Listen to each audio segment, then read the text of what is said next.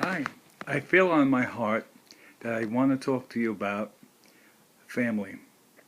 Is there somebody in your family that you're not talking to or you just have problems with? I just want to mention to you that, life is short. And there's one person in my life that I adore, and it's my dad. And he's gone now for like over 30 years. And I just want to talk to you about if there's somebody in your family, if there's a friend, a loved one that you're not keeping in touch with, whatever, and you were close, and there's a bond between you, but something happened between the both of you that you don't keep in touch anymore. I just want to just say again, life is short, and you know, the memories that you had before, you'll have those memories, but the person is still in your life. It's a shame. It's really a shame that you can't just reconnect. Um, my dad and I can't reconnect. I love my dad so much. He died when he was 67 years old, and here we are in 2013, and I'm 67 years old. And I just adored the man. He was just wonderful, and I have so many memories. But I would give anything if I would make some kind of commitment with God or somebody. Like I could just push a button and see my dad just for even a minute. Okay? And how long has it been that you didn't talk maybe to your mother or sister or your brother or your cousin or a friend or a nephew or anybody? How long has it been? And all it takes is a phone call. Today you have text. Yeah, everybody's got a cell phone. It seems like you got text, you got emails. Just to say hi. And it's just a waste of time where you can't continue a bond with somebody. It's just a waste of time to hold a grudge and get bitter or something. You say, well, it was their fault. It's my fault. It was their fault.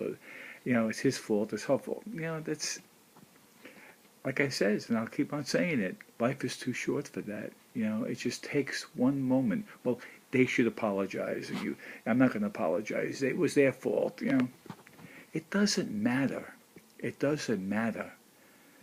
Life is, valuable.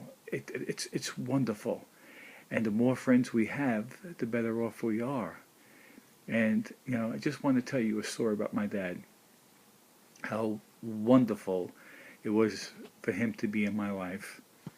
Like I said, he died when he was 67, and when he was in the hospital and he was on the bed, he went into a coma, and he had cancer. He had a bad heart all his life. He had arthritis all over his body. Poor man couldn't even turn around. And I remember my dad on the bed, and the doctor said it'll just be days before he goes. Not maybe not even a day. And I never forget. It was June 17th that I went into the hospital, and he was in coma for like over a week. He was in and out of the coma. Then he went in there and he stayed in there for over a week. And I went in on visiting hours, and I sat on the end of his bed, and my mom sat on the other bed with her friend, and I believe my aunt and uncle were there, his sister, and it was just waiting for the time to run out on the visiting hours, and then I just any day that he was just breathing and alive, it was we were there for him. And all of a sudden, out of out of the blue, I heard Butch. So my name is Sal, but he always called me Butch. He called me Butch and Pal. And he opened his eyes, and he had hazel eyes, and he just looked right at me, but very, very, very like hazy looking. And he was trying to, but he knew it was me. And he says, Butch, Butch, come here, kiss me. And he just came over, and he kissed me on the lips, kissed me on the lips, and it was just unbelievable.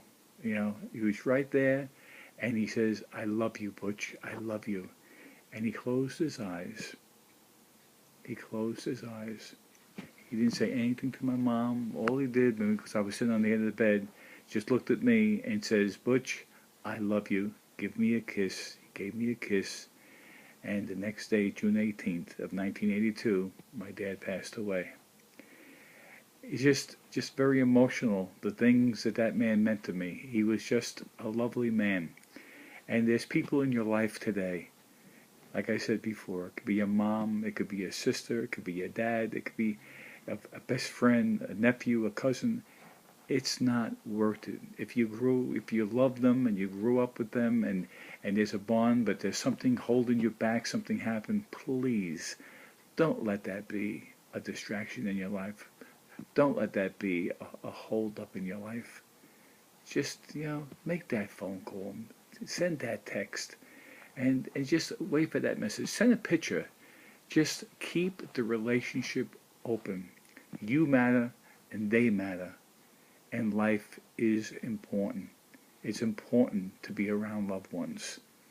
Because when they're gone, there's like a hole in your heart, I'm telling you. But just hold on to the people around you because they're a blessing. They're a blessing to you and you're a blessing to them. Thank you.